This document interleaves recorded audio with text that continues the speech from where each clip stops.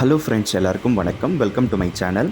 இன்றைக்கி நம்ம இந்த வீடியோவில் பார்க்க போகிறது, இப்போ ரீசெண்டாக 14th அன்றைக்கி பார்த்திங்கன்னா, அதாவது தமிழ் நியூ இயர் அன்றைக்கி பார்த்திங்கன்னா, எங்கள் வீட்டில் இருந்து கிளம்பி நான் அரக்கோணம் வரையும் நான் போயிருந்தேன். ஸோ அரௌண்ட் 11:15 அந்த டைமில் வந்து நான் வீட்டை விட்டு நான் கிளம்பியிருந்தேன். அதுக்கப்புறம் வேப்பம்பட்டு ரயில்வே ஸ்டேஷன் வரையும் போயிட்டு அங்கேருந்து அரக்கோணம்க்கு வந்து நான் ட்ரெயின் பிடிச்சி நான் அரக்கோணமில் வந்து நான் இறங்கியிருந்தேன்.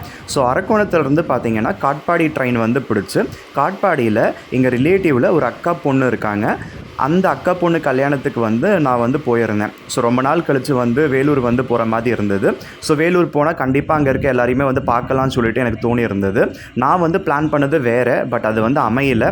கடைசியில் பார்த்திங்கன்னா நான் அரக்கோணம் போயிட்டு அரக்கோணத்தில் பார்த்திங்கன்னா ட்ரெயின் பிடிக்கிற நேரம் பார்த்திங்கன்னா சென்ட்ரலில் இருந்து எங்கள் பெரியம்மாங்க 2 பேரும் என் கசினோட பையன், இப்போ கூட நான் கடன் கூட வாங்கி கொடுத்தேன்னு சொல்லியிருந்தேன் பார்த்தீங்களா, அவங்களோட பையன் வந்து பார்த்திங்கன்னா ஹாலிடேன்றதுனால அவனும் வந்திருந்தான். அவங்க 3 பேரும் சென்ட்ரல் வந்து ஏறியிருந்தாங்க. அந்த எக்ஸ்பிரஸ் ட்ரெயினில் தான் நானும் வந்து அரக்கோணத்துலேருந்து நான் ஏறியிருந்தேன். ஸோ எல்லாமே வந்து ஒன்றா மீட் பண்ணிவிட்டு அதுக்கப்புறம் பார்த்திங்கன்னா நாங்கள் காட்பாடி போய் இறங்கிட்டு காட்பாடியிலேருந்து பார்த்திங்கன்னா ஆட்டோ பிடிச்சி அங்கே வந்து பார்த்திங்கன்னா தொரப்பாடி என்ற இடத்துல தான் கல்யாணம் வந்து நடந்தது. இந்த தொரப்பாடின்றது எங்கே இருக்குன்னா ஸ்ரீபுரம் போகிற ரூட்டில் வந்து இருக்குது.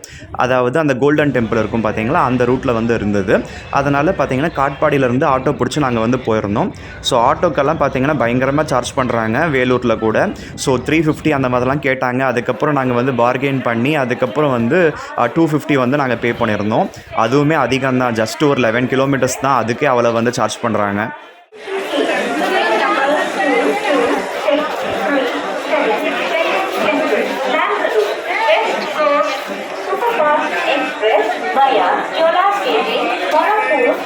ஸோ இந்த வெஸ்ட் கோஸ்ட் எக்ஸ்பிரஸில் தான் நான் வந்து அரக்கோணத்துலேருந்து ஏறியிருந்தேன். அரக்கோணத்துக்கு வந்து பார்த்திங்கன்னா அரௌண்டு 2:18 வந்து வந்திருந்தது. ஸோ நாங்கள் வந்து பார்த்திங்கன்னா வேலூர் காட்பாடி, அதாவது அந்த காட்பாடி அந்த ரயில்வே ஸ்டேஷன் ரீச் பண்ணது பார்த்திங்கன்னா அரௌண்டு 3:50 அந்த டைமில் வந்து ரீச் பண்ணியாச்சு. ஸோ வெளியில் வரத்துக்கே ஒரு 4 மணி அப்படி ஆயிடுச்சு. 4 மணிக்கு பார்த்திங்கன்னா நாங்கள் ஆட்டோ பிடிச்சி நாங்கள் கல்யாண மண்டபம் போய் நாங்கள் இறங்கியிருந்தோம். அதுக்கு நடுவில் கூட நான் வீடியோஸ்லாம் கூட எடுத்திருந்தேன். ஸோ வேலூர்ன்றதுனால அந்த கசினோட பையனுக்கெல்லாம் தெரியாதுன்றதுனால நிறைய விஷயம் வந்து நாங்கள் சொல்லிக்கிட்டே வந்துக்கிட்டே இருந்தோம். அவன் வந்து பார்த்திங்கன்னா இப்போ தான் 10th வந்து பப்ளிக் எக்ஸாம் எழுதியிருக்கான். நல்லா எழுதிருக்கியாடா, மார்க்கெல்லாம் நல்லா வருமாலாம் கேட்டுட்டு இருந்தேன். நல்லா தான் எழுதிருக்கேன்லாம் சொல்லிட்டு இருந்தான்.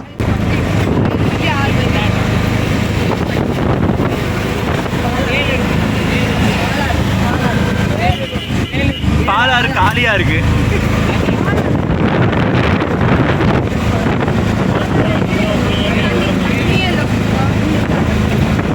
தண்ணி வரும் இல்லைண்ணே?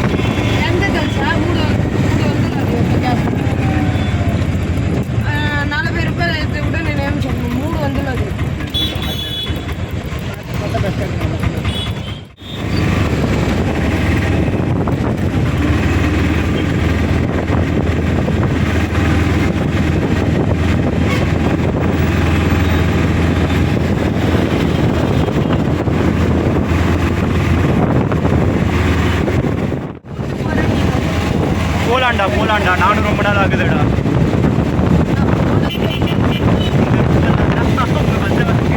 சொல்லுவேன், அவங்க வீடு சொல்லுவாங்க. இங்கெல்லாம் ஒரு மசூதி இருக்கும், மசூதி எங்கே போச்சுன்னு தெரியல.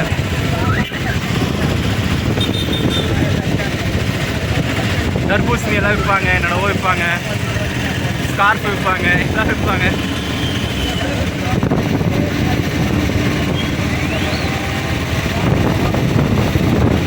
சர்க்கஸ்லாம் கூட போடுவாங்க. ஆமாம், அதுக்கப்புறம் ஏதோ ஒரு விழா நடக்கும். ஒரு நாள் ஃபுல்லாக புஷ்பப்பல்ல கண்ணுவாங்க, அது ஏதோ சொல்லுவாங்க. ஆமாம், 9 வயசில் நான் இங்கே போயிட்டு நான் சென்னையில் செட்டில் ஆனேன்டா. 2001 இங்கே டிடிடி ஒரு பெருமாள் கோயில் கூட இருக்கும்.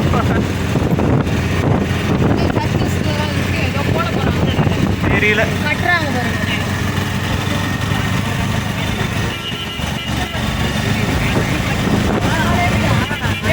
ஆமாம், புனித்து பிறந்தது, நாங்கள் பிறந்ததெல்லாம் இங்கே தான்.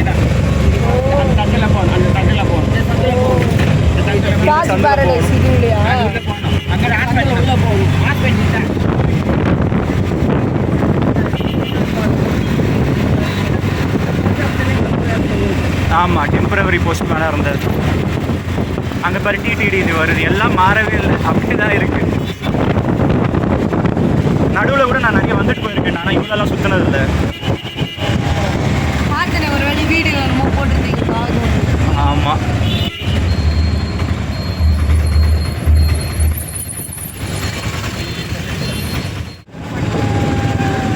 వచ్చేసింది.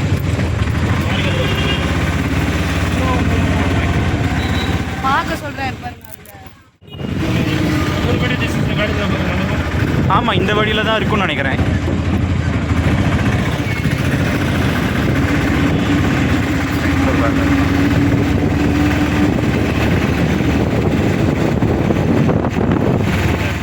இதுதான் நான் கல்யாணம் பண்ணுவோம்.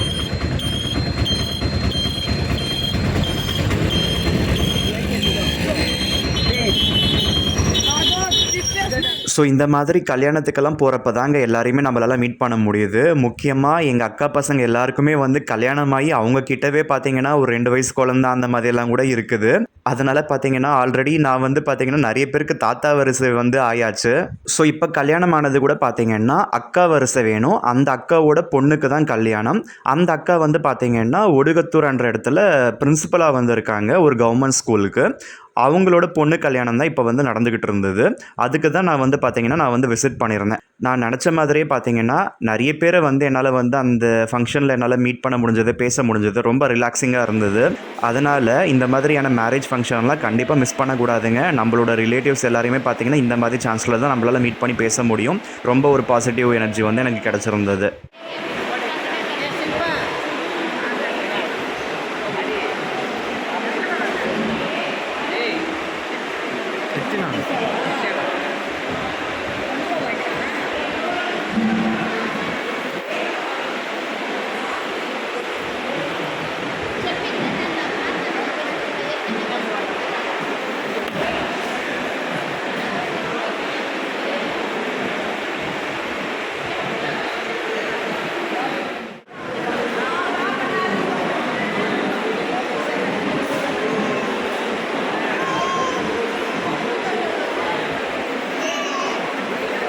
ஸோ இவங்க வந்து பார்த்திங்கன்னா எங்கள் அம்மா சைடு ரிலேட்டிவ்ஸ் தான். ஸோ எங்கள் அம்மா சைடு ரிலேட்டிவ்ஸ் வந்து நிறைய பேர் வந்து இருக்காங்க.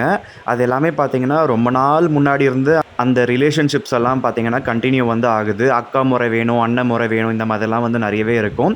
அந்த அண்ணனுங்களுக்கெல்லாம் கூட வந்து பசங்க இருப்பாங்க இல்லையா, அந்த பொண்ணுக்கு கூட கல்யாணம் ஆகி அந்த பொண்ணுக்கு ஒரு குழந்தை கூட பிறந்திருக்கு. அதுதான் அந்த 4 மாதம் அந்த 5 மாதம் குழந்தை கொஞ்ச நேரம் முன்னாடி நீங்கள் பார்த்துருப்பீங்க.